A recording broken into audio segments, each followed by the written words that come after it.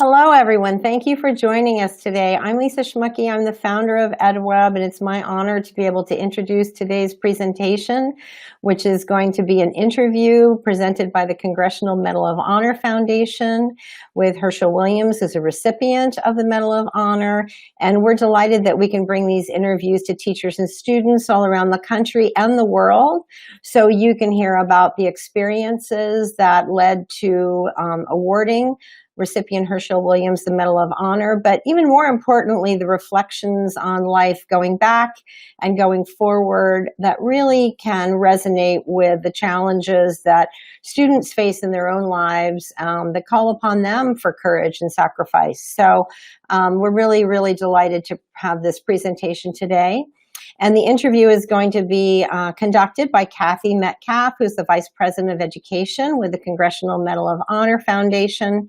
But before we begin, we just want to take a poll and learn a little bit more about our audience and who's joining us today, because I know that classrooms are coming from all around the country with their students. So if the team would pull up the poll, great. So you can click on the circle there next to the level of education that you may be joining from if you're a teacher attending with your class. So we'll just give this a few minutes to see what the results are. We know we have people from all levels of education. It looks like it's a little bit more high school and some other too. So if you selected other, please post in the chat and tell us homeschooling, that's wonderful.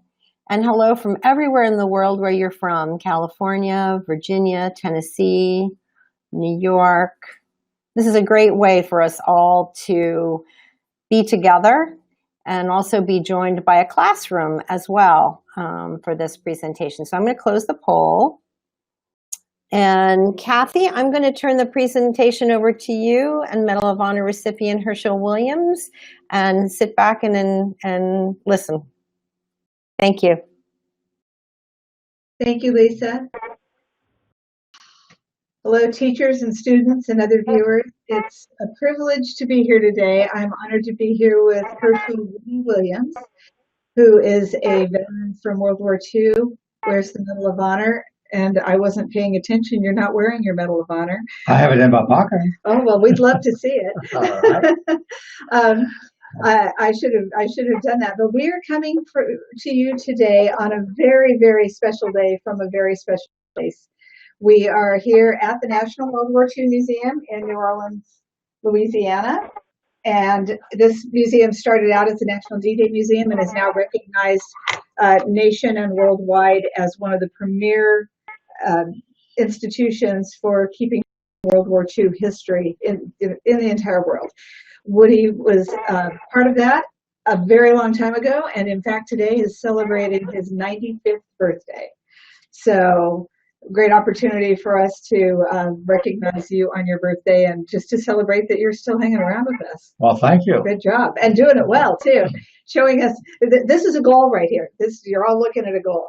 And I also want to recognize students at Canelan High School in the greater Chicago area. Students who want to say hello. They have been kind enough to let us see their faces today. It's always more fun. We appreciate all you who are logged on, and we're watching the chats that you put, that you type in, but we can't see all your faces. But Canelan is presenting a face for you today. So thank you, everybody.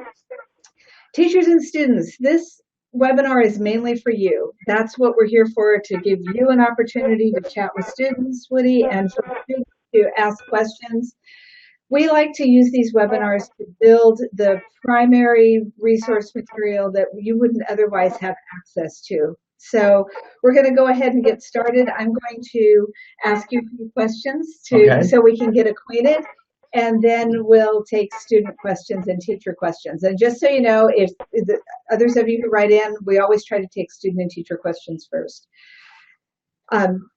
Okay, so to get started, happy 95th birthday. You grew up a very distant time from where the time that our children today are growing up. Both our young children, we have some elementary students. I saw a group from Kentucky and I think El Cajon, California. So they're growing up in a different time. and even our high school students. Can you tell us a little bit what it was like growing up when you were a young man, a student in school? Sure, yes. Well, first of all, let me say my theme for today is great to be alive at 95. All right. So that's my theme for the day.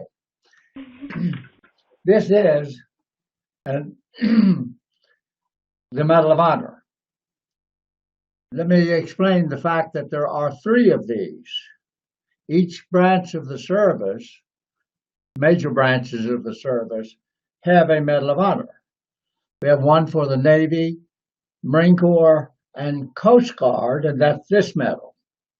And then there is a medal for the Army, which is different, and then a larger medal for the Air Force. They had to make one bigger because big airplanes. I grew up in the country, so my life was a little different, of course, than those who were growing up in a city. Mhm. Not a great deal, because even in the cities in my day, we had no grocery stores or markets that we could go to get stuff like butter and milk and stuff like that, because we had no air conditioning. So it was one of those things that had to be done almost daily. And I grew up on a dairy farm, and we were the suppliers of milk and butter and eggs and vegetables to the people in town. So we would every morning, 7 days a week, we would take milk and produce to the families in the city. And we would deliver it to their homes. And they would order whatever they needed for whatever occasion they were having. Like at Christmas time or holiday time, they would order a lot more stuff than they would just naturally for everyday use, because they're having relatives come in and they're going to have a big gathering of family, so they needed a whole lot more stuff. So holidays were really very busy for us. But every day we had to do that. We had to deliver their milk. And the milk in those days didn't come in a carton like it does today. It came in a milk bottle, a glass milk bottle. And they could, once the bottle was empty, they would clean the bottle. Then we would pick it up, bring it home, and we would run it through a boiling process so that it would be clean, and then refill it and deliver it the next day back to them again. So the bottle could be used many, many times over. Now, how old were you when you started working? You say we, so I presume it was family business. How old were you when you started working the family business with this? Right. Okay.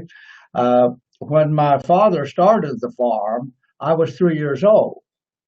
But when I reached my 6th year of age, then I became actually part of the farm operation. So each one of us had a duty assigned to us as to what we were to do to help out on the farm. And as you got older, you assumed more duties. And the milk that we used naturally came from cows just like it does today. But today it's extracted machine-wise. Well, in our day, we couldn't do that because we didn't have the machines to do it. We did it by hand. And each person in the family, and there were five of us in the family, 4 boys and a girl, and each one of us had an assignment of how many cows we were responsible for. Wow. Yeah. And so the older you got, the more cows you got that you milk every day, twice a day, to supply the people in town. Now, when you started going to school, did you have to get up and do this to school? Absolutely. And then did you have to do it again when you got home from school? Absolutely. Yes. Okay. And the cows didn't take Saturday and Sunday off, did they? No, they didn't. Okay. So at what point were you in your life when World War II broke out, and what prompted you to go join the service? Well, at my 16th birthday, the government had started a program called Civilian Conservation Corps. And really, it was to offer the youth of America, those who wanted to volunteer and go, to join a youth program and learn some kind of a trade, something that they could use and do once they got out of the uh, CCCs, we called it. Mhm. My brother next to me, he went first. He enlisted into it, and you had a 1 year contract. You signed it for a year. If you didn't want to stay after a year, then you come home. Mhm. But uh, they were paying money to those students or workers in the CCC, and when we started, it was $21 a month, and that was a lot of money to us because we didn't have any money. Right, and that was an effort to help break us out of the Great Depression, because Exactly. so many people had no jobs at all, and Right. the farms were really keeping us going at that point. True. So, So when I went in, I thought I would stay right in my home state of West Virginia, that I wouldn't go anywhere else. But I ended up in the state of Montana. And I was in Montana when Pearl Harbor was bombed. okay, Right.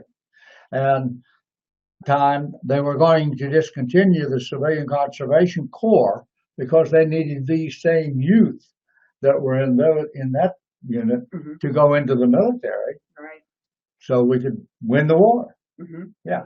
So I, instead of going straight in, which I could have gone into the Army, I didn't want to do that. I wanted to be a Marine. So I came home and joined the Marine Corps. And did you get in right away? No. I wanted to go. I was only 17, hadn't reached my 18th birthday yet. And didn't you have to be 21 at the time to join? Or No. did they already lowered the age? 18. 18, 18. okay, If you were under 18, you had to have a parent consent. right. My father was deceased, and my mother said no. And when mom said no, you didn't argue, Hmm. period.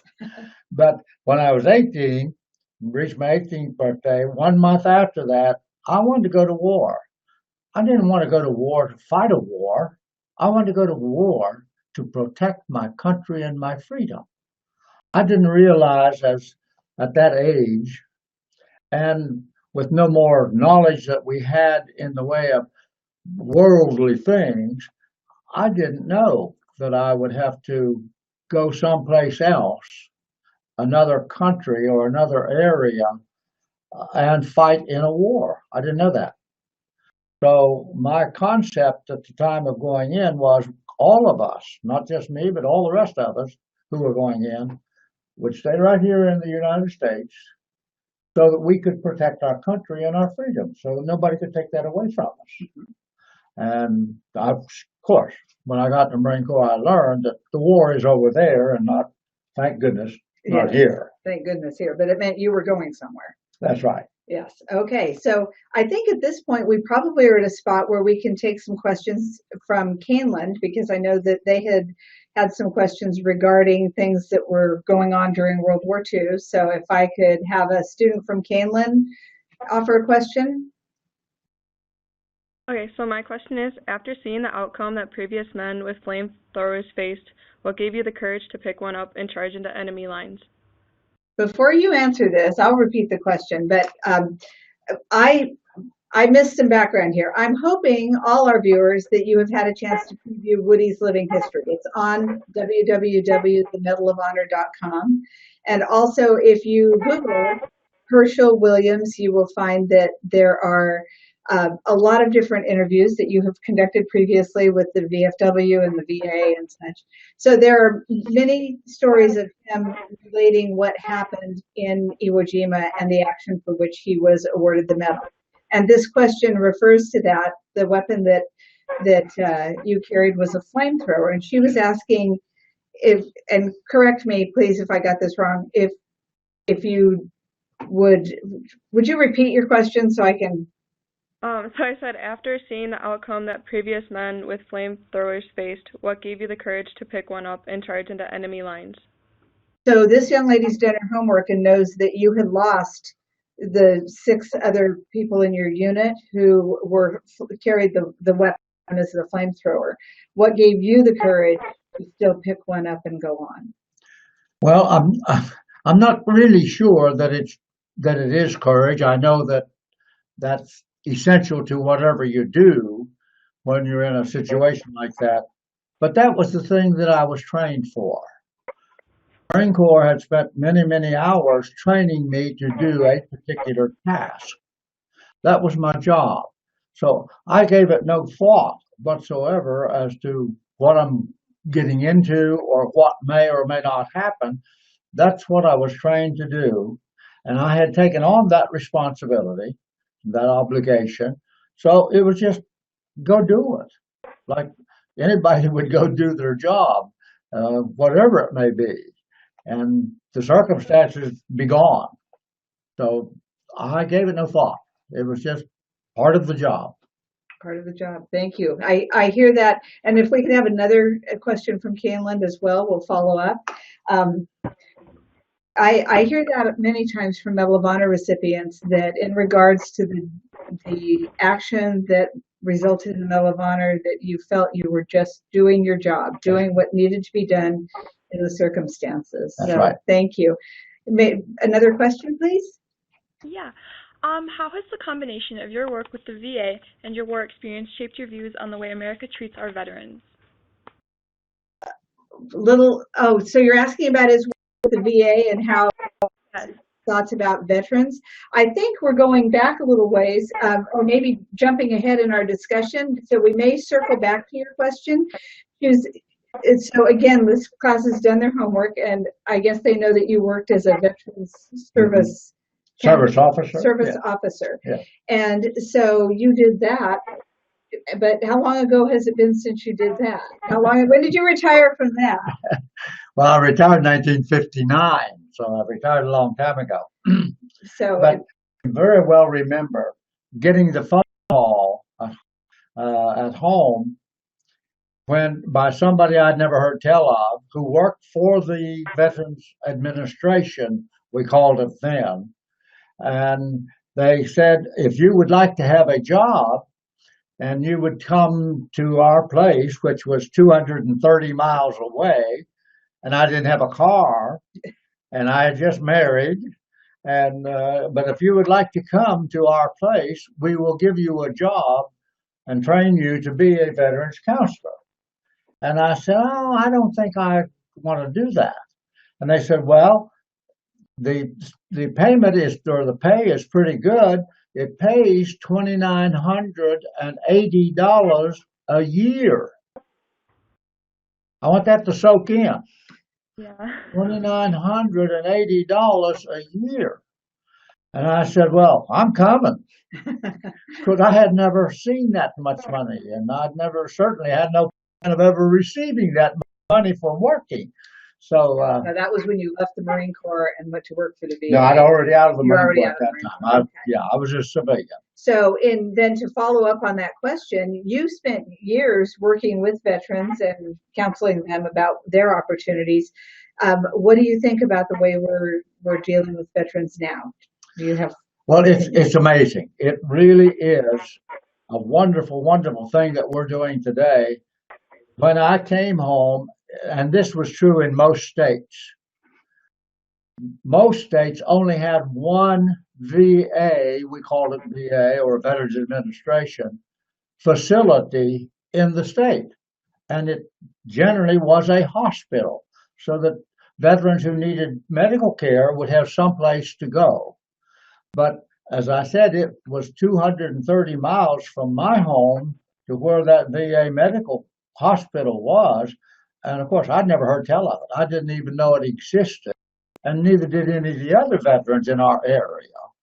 So today, we have, just in my state alone of West Virginia, we have 4 huge VA medical centers to take care of veterans, and then a whole bunch of satellite places out where they can go and receive medical care without having to go to a hospital. So the amount of service that's being furnished today compared to what we had is monumental. Absolutely. And a great, great thing. So we're definitely moving in the right direction, and I'm going to put a feather in your cap for you. One of those VA hospitals in West Virginia was just recently dedicated and named after you.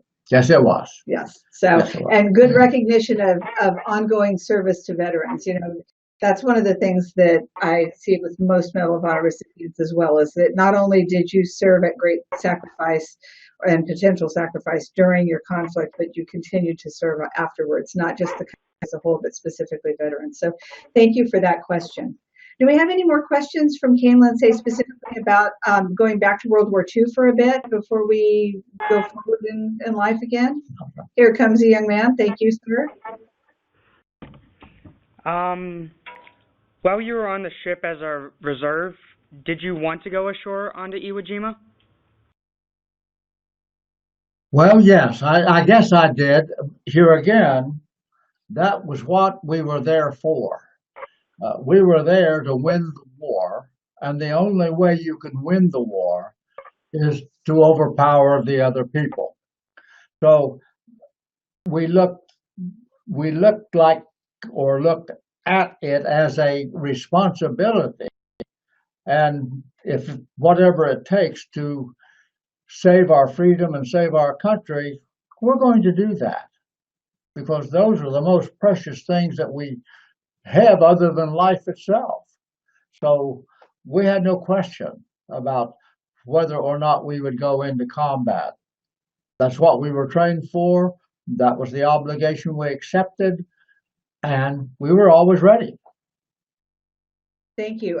I would ask Kaylin to pull up a good question and good answer. I would ask you to pull up another question related to World War II. And while somebody else is getting ready for that, I want to ask, did you have any idea, in relationship to this young man's question, did you have any idea when you were waiting on that ship to find out if you were going on, what would be in store for you when you landed?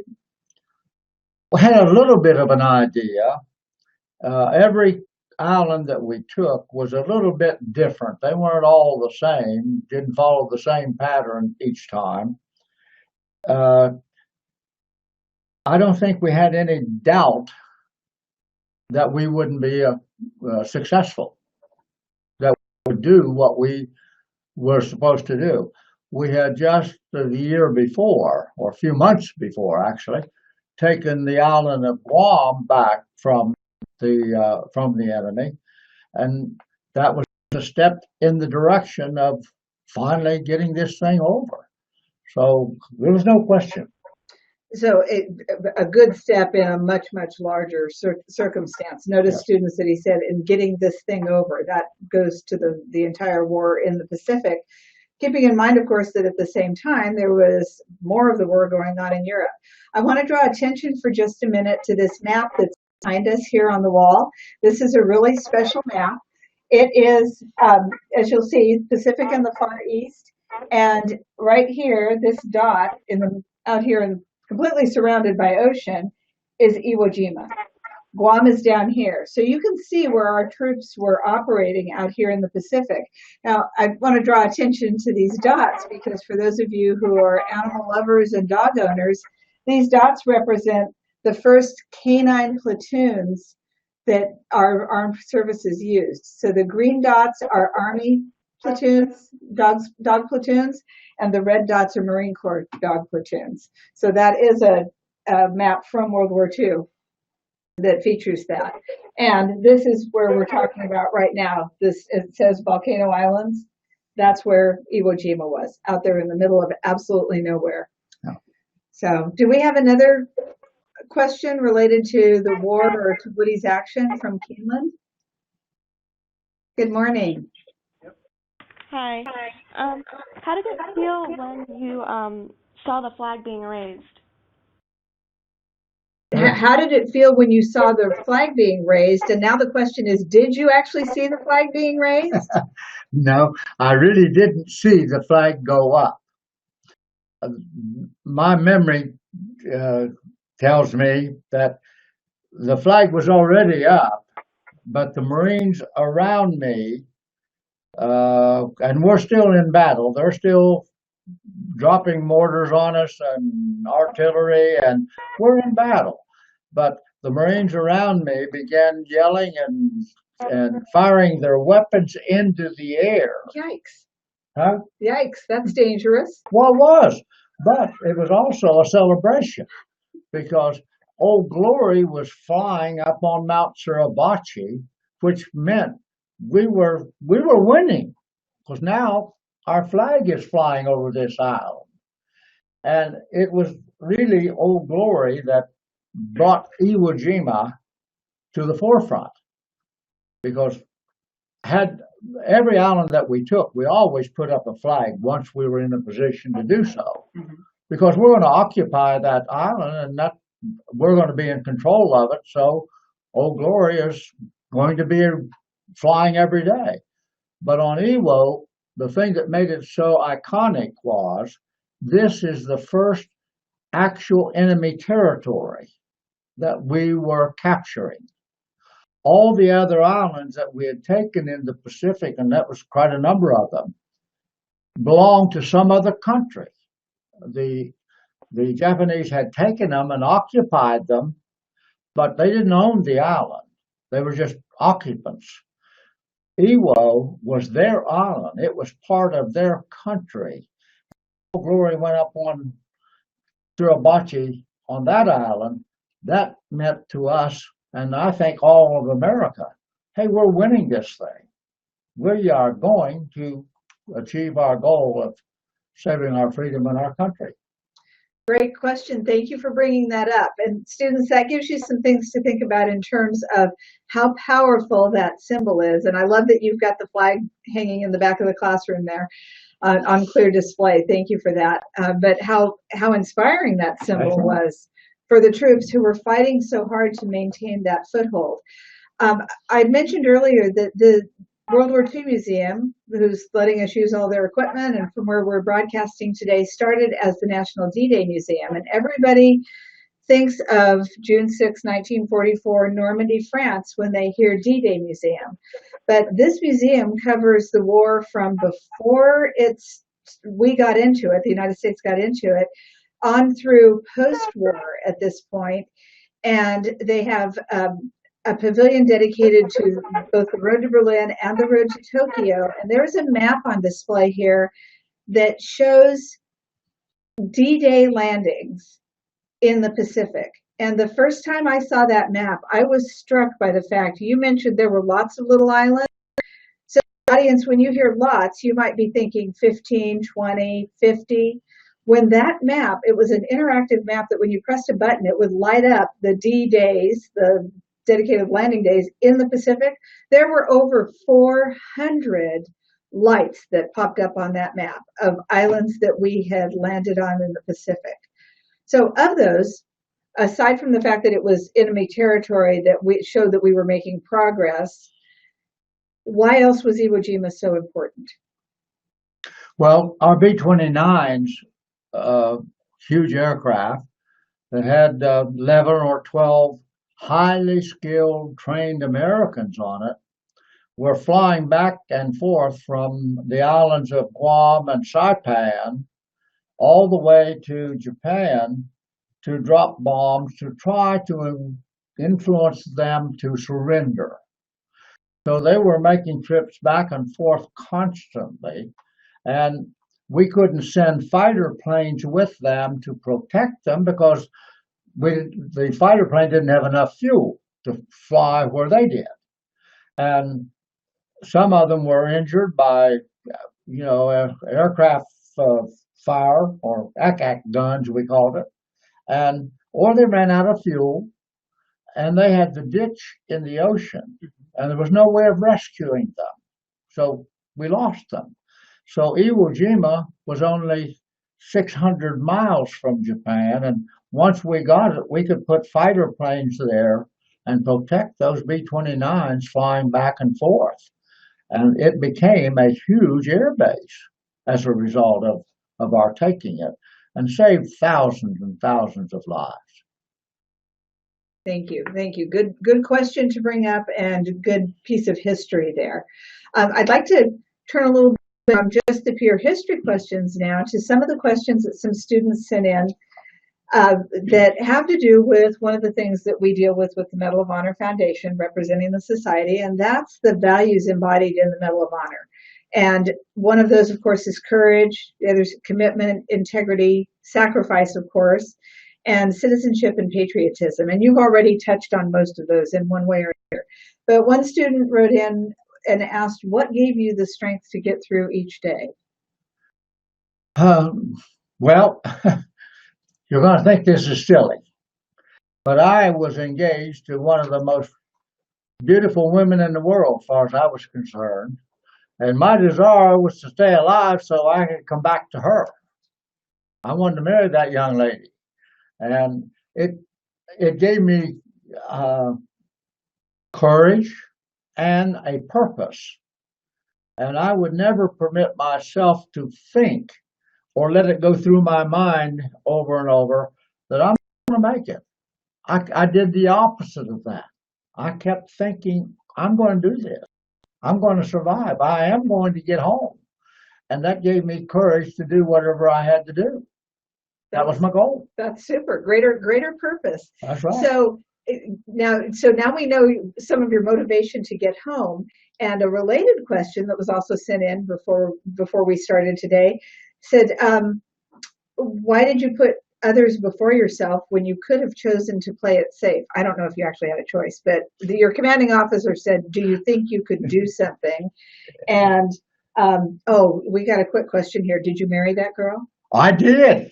And we were married for 63 years and had 2 beautiful daughters. And now I got 5 grandsons and 2 great-grandsons. I'm the happiest man in town. That is wonderful. But even though you had that as your goal to get home, you still took a job that was you had seen 6 people before you not make it out, and you were willing to accept that job. That is a difficult question. It really is. Here again, I guess I felt as a youth that I owed something to my country. I had a teacher, her name was Naoma Morgan, Miss Naoma Morgan. She devoted her whole life to teaching. And she is the one that really taught me the Pledge of Allegiance to the flag. My folks didn't do it, and probably your folks are not doing it either, because it's just something that families normally do not do. But the other thing she taught me was how important it was to be proud that I was an American, that I lived in a free country, and that perhaps I owed something back in some way for all the privileges that others had given me. Because before I got here, and certainly before you got here, there have been those that have sacrificed their lives just so we could have all that we have today, the privileges and a free country and all the good things. So she taught me all of that, and that stuck with me. So I sort of felt an obligation that when somebody is trying to take something valuable away from you, you've got to do something about that. And so I went more. As I said, I did not go to kill people. I didn't know I was going to have to do that. I didn't realize I was going to have to do that until I got in the Marine Corps, and those who had already been there were teaching us what it is going to be like once we get there. Then I realized, well, in order for us to win, they cannot. Good lessons, good things for our students to hear. Thank you for that. Did you have any idea that your service could end up with this? Absolutely not. Did you even know what it was? Never heard of it. No. The day I received it on the White House lawn, presented to me by President Harry S. Truman, even though he put the ribbon around my neck and congratulated me and even made the statement to me, as he did to others, I would rather have this medal than to be president of the United States. That's the value that he placed on the medal. He being a World War I veteran himself. And so he knew the value and the obligation that we were going to assume the minute we received that medal. But I had never heard tell of it. I didn't know what impact it was going to have on my life. It actually changed my life. I became a different person because when I received this medal, I didn't receive it just because of what I did. I received it because of what others had done. Others made it possible for me to receive the Medal of Honor. Had my commanding officer not recommended it, had my fellow Marines had not been willing to substantiate what he said took place that particular day, I couldn't have received the Medal of Honor. So I have said ever since I realized the impact of it, the obligation that I had to assume the moment I received it, once I realized that, then its significance grew monumental. Absolutely. And I have said many, many times in my life, I don't wear the medal for what I did. I was just doing that for which the Marine Corps trained me to do. That's what I'm supposed to do. But I wear it for those who never got to come home, those who sacrificed their lives so that I could come back home to a free country. I'm trusting here that most of our audience knows that the Medal of Honor is the only medal for which servicemen and women are put in for that medal by the people who were with them on the front lines in the action at the time, as opposed to by a commanding officer sitting in the back somewhere. So that's part of what differentiates it from the others. And let me mention, there is one lady. There is one lady with the Medal of Honor. Yes, from the Civil War, and that we have a lesson on that, by the way, in both the elementary and secondary kits. So you teachers go out there and look that up and find out about Dr. Mary Walker. That's right. And more recently, though, because the medal was codified during World War I as specifically a combat medal, and because women were not allowed in combat, that's why we have not had more women being awarded the medal. But now that we allow women in combat, that certainly that could change. It is Absolutely. definitely a combat medal. So the Medal of Honor, you said, then changed your life because Absolutely. you had the president one day and you were impressed by that, but then the next day I believe you had a chat with your more immediate boss, the Commandant of the Marine Corps. Well, or he had a chat with you. Yeah, I think he had a chat with me. Could you share that with us? Well, as a Marine enlisted person, I never dreamed that I would ever be in the presence of the Commandant of the United States Marine Corps. It was just, he was on a pedestal that I didn't think I could ever even get close to. But all of us Marines who received the medal the same day I did, and there were actually 13 of us received the medal the same day. Of the 13, there were 9 Marines, and the rest of them were Navy corpsmen that belonged or worked with the Marines as a medic and took care of us who were wounded and hurt. So all the Marines had to appear individually before the Commandant of the Marine Corps. And I was literally frightened half to death because I just never thought I would be in the presence of that person. And much of what he said to me that day, I don't even remember. I was too scared, I think. One of the things I do remember was that he said that medal does not belong to you. It belongs to all those Marines who never got to come home. And don't ever do anything that would tarnish a word that has been lost to history, that would tarnish that medal, meaning disgrace it in some way, or have something that would reflect badly upon it. I remember those words very, very well. Wow, sounds like it made a huge impression. It did. Yeah, definitely. I would like for us to take a couple more questions from Kaylin, if we could. So somebody got a question ready for us there?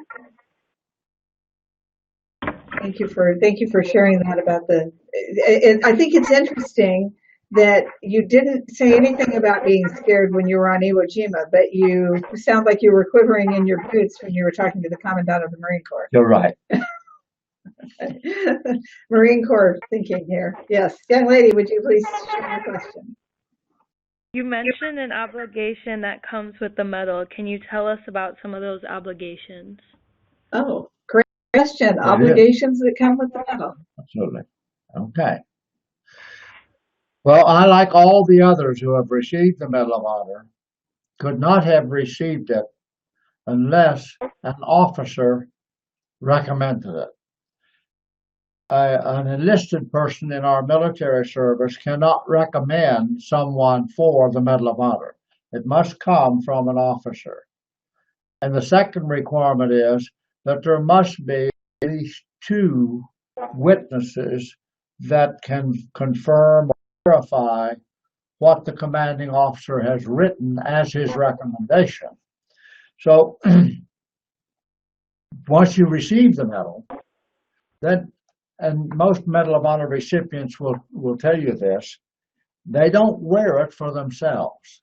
They wear it for others, which means that you're taking on an obligation to pay tribute and high respect to the medal itself and to all of those who may be in possession of it, and not to do anything that would reflect badly upon that person or the medal itself.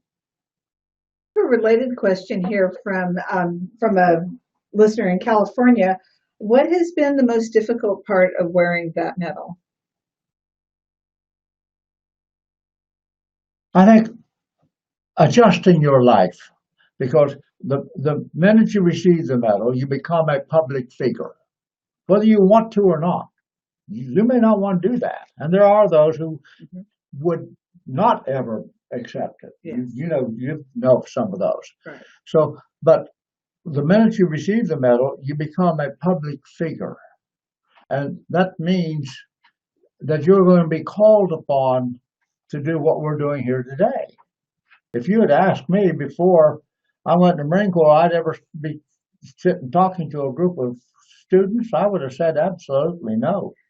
They know more than I do, so I'm not going to have anything to do with it. But really. Not to mention that most people are more scared of public speaking than they are of death. That's right. Exactly.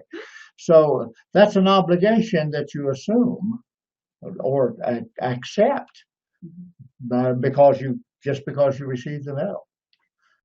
Well, the flip side of the difficulty of wearing that Medal of Honor, what have been some of the absolute highlights of wearing that Medal of Honor? Oh, the privileges that have come to me as a result of having the medal are so numerous I could take up the rest of your time telling you.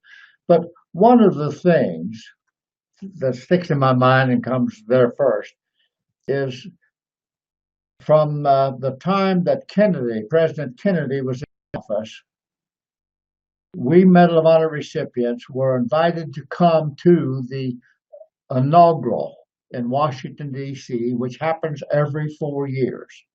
And it's something that takes place in America that does not take place any place else in the world. It is unique and different. So we're invited to attend those inaugurals. I have had every member of my family to be able to attend those inaugurals over the years, and we've never missed one. Well, without having received the Medal of Honor, that invitation would have never been there, and certainly I, as an individual, not having any power or position of any kind, I could have never arranged for that. The other thing, of course, is there are things in my state that carry my name on them, like what used to be National Guard Armory now is a Armed Forces Training Center, meaning that all branches of service use this training center to train their people. That has my name on it. That could have never happened without the Medal of Honor. In fact, I hear you have a boat. Yeah, I have it's kind of a little boat. It only weighs 90,000 tons. It's only 825 feet long, and it carries a whole bunch of helicopters, Osprey and Black Hawks and all those helicopters. It's just a little teeny thing. And it's called the USS? No, it's not yet. Not yet. In May of next year, it will become a USS ship. There's a difference between the USS ship and a regular Navy ship. Right now, it's considered a Navy ship because it's not a ship of war. Doesn't have armor on it. Okay. So it could be a warship. But once it becomes a USS ship, then it will be a warship and could participate in war. Okay. Well, congratulations on that recognition. Thank you. That was pretty exciting. I would correct the lady. Ever. No, I needed that information. You educated me. You didn't. I don't feel corrected. I would suggest a change in language. Okay, That's not good. correction. That's a suggestion. Yes. Yeah. The VA Medical Center in my hometown, just recently, it was voted by the Congress to put my name on that medical center. Well, what an honor. I never dreamed anything in my life could possibly happen like that. And very often people will say, as she did, it is named after me. No, it's named for me because I'm still here. Good point. Good point. And we hope you're going to stick around a lot longer. And one of the things that I want to point out, I'm going to change direction a little bit here. I mentioned earlier that you have lived a full life of service, in addition to service with veterans and your service directly to this country as a Marine, also as service to the Medal of Honor Society as their chaplain, and the terrific grandfather and great-grandfather that you are, and father, all kinds of life of service. But you, in these last few years, have taken up yet another service. And I want to give students a little background that you may not know about. Something I learned just in the last few days is that before you went into the service, you delivered telegrams at the start of World War II. And those telegrams included notices of families wounded and killed in action. Yes. I wanted to go in the Marine Corps, here again, to save my country and my freedom. And I'd already enlisted, but there were so many folk, many young people wanting to get in the war, because we've got to win this thing or we're going to lose everything. So they were coming in so rapidly that the armed forces couldn't find enough training people to train them. So we had a waiting period, and I had to wait a little better than 2 months before they could actually accept me and 5 other guys that were going into the Marine Corps from my area. And during that period of time, I'd already quit my previous job. I got a job driving a taxi cab. And I was working from 6 in the evening till 6 in the morning, a 12-hour shift every night. And at that time, the notice of someone being killed in the armed forces was notified by the delivery of a telegram to the family. That's the way we did it in World War I. We continued to do it in World War II. Mm-hmm. And those telegrams would come into the Western Union office, or the message would, and they'd fix up a telegram. Then they would call a cab company, because the Western Union office didn't have any cars or people. They'd call the cab company and say, we have a telegram to be delivered to such and such address. So we cab drivers were the people who were delivering those messages. And the people in the community, once they saw the envelope, which was different color than any other envelope, they already knew. Once that they saw that envelope, they knew it was bad news. Somebody in the family had been killed. I delivered some of those, and I was 19 years old at the time, and it was very traumatic, because as a 19-year-old boy, I didn't know what to do. I didn't know how to talk to people or assist them in their grief or in the traumatic experience that they just had. So it left a lasting impression on me. And from that, I think, over the years, influenced my thinking to get into the program that we are in now. So to connect students and give students a little more idea about this, probably many of you have seen the movie Saving Private Ryan, and if you haven't, you should. But there is a scene in that movie where, from the camera angle, the audience is looking out through a screen door of a screened-in porch out onto the steps down to a sidewalk.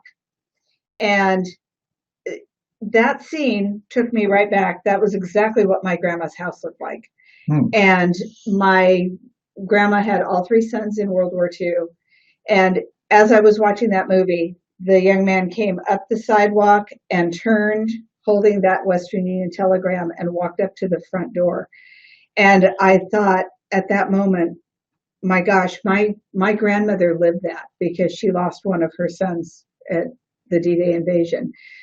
And I want to make that connection so that you can see that and see the intensity of that moment, and then think about what Woody is doing now. He has started a Gold Star Families Recognition Program, and I would like you to tell them a little bit about that. Well, let's go way back to World War I.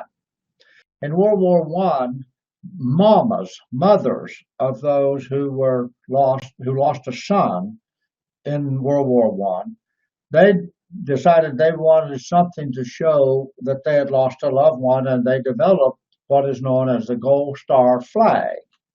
And if a home lost a loved one, they'd put this in the window or on the front door, so that people in the community would know that this home lost somebody in war.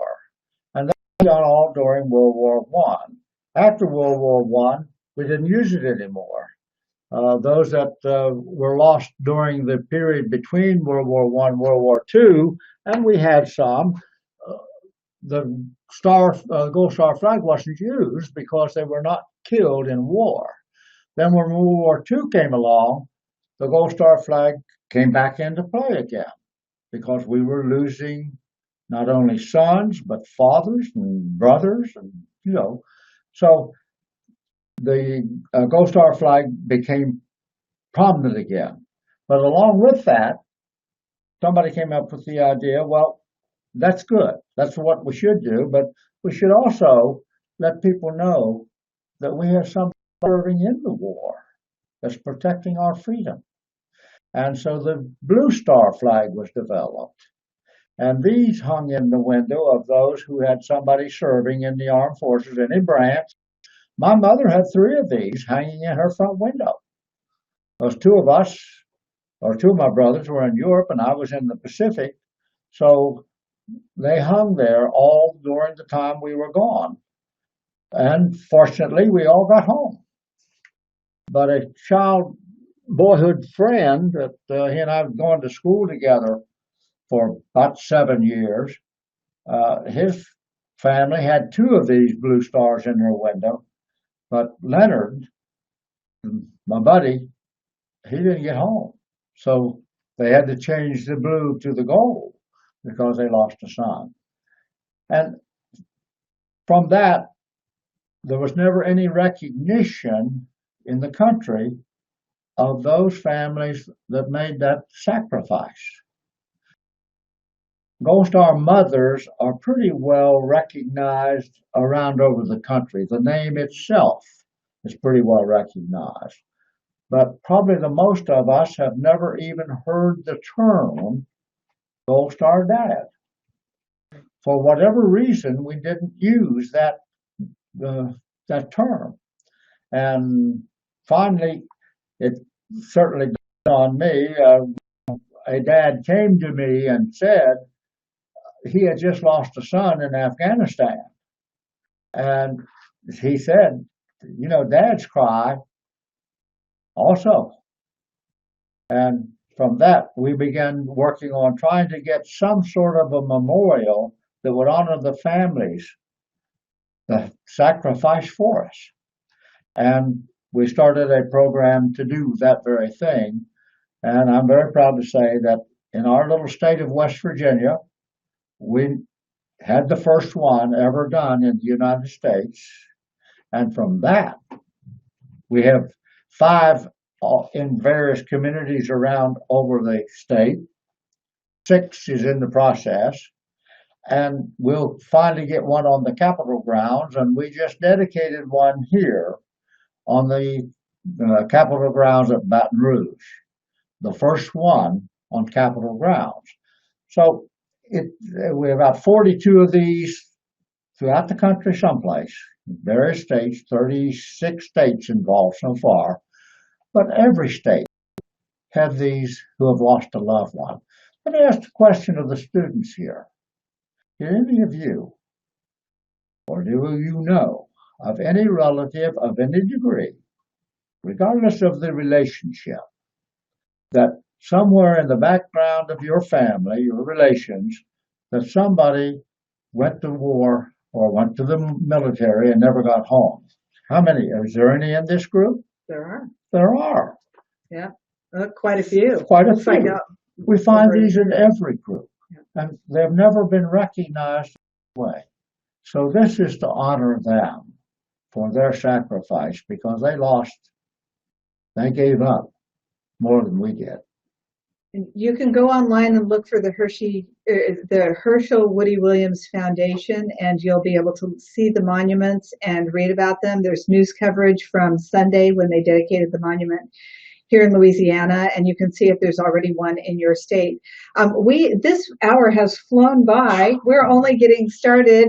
95 years doesn't fit in an hour. Before we sign off, I know the message waiting from the class from Caneland and probably from everybody on the side as well. You want to say something? Happy birthday! Thank you. Great. It has been wonderful having everybody on here today. I apologize that we didn't get to more questions. There are lots of great questions. An hour is just too short. Maybe we'll do another one of these sometime. Okay, I'll be happy to do that. Yes. So thanks all of you for your time and all that you do for us. We have some information slides up here at the end for teachers to get your CE certificate for this webinar. It will be mailed automatically if you were here, emailed automatically if you were here for the entire program. If you log on afterwards, you need to take the CE quiz, and all the information is there on edweb.net. We want to thank EdWeb for doing that. We really want to give a big shout out to the World War II Museum once more for letting us broadcast from here, their home. It's great. You can also go on the Medal of Honor Foundation website, www.themedalofhonor.com, to request more information about the character development program, and also to go back and review this webinar live and sign up for the next one. We have another one in a month. We will be interviewing Medal of Honor recipient Robert Mojeski, Vietnam Medal of Honor recipient, on Thursday, November 15th. And we will be doing that we'll actually be broadcasting from a classroom in Southern California. So thank you all for your time. Woody, thank you so much. Happy birthday. Let's do it again on 100. Thank you. I'm willing. Okay, super. Thanks all.